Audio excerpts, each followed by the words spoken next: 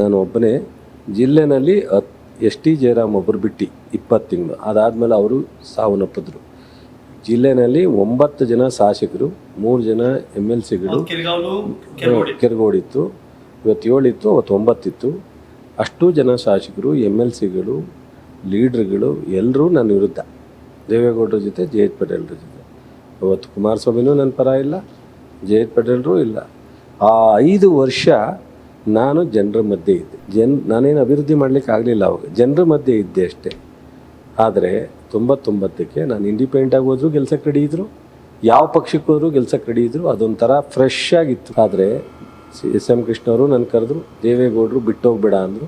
ಆದರೆ ದೇವೇಗೌಡರ ಮೇಲೆ ಇರೋ ಮಮತೆ, ಪ್ರೀತಿ, ಒಬ್ಬ ಮಾಜಿ ಪ್ರಧಾನಿ, ನಮ್ಮ ನಾಯಕರು ಅಂತೇಳಿ ಅವ್ರ ಮಾತಿಗೆ ಕಡ್ಡು ಬಿದ್ದು ನಾನು ನಿಂತ್ಕೊಂಡೆ. ಅವತ್ತು ಇಡೀ ಜಿಲ್ಲೆಯಲ್ಲಿ 3 ಕಡೆ ಠೇವಣಿ ಇಲ್ಲ, 3 ಕಡೆ ಕ್ಯಾಂಡಿಡೇಟ್ ಇಲ್ಲ ಜನತಾದಳಕ್ಕೆ. ನಾನು ಒಬ್ಬನೇ ಗೆದ್ದವನು.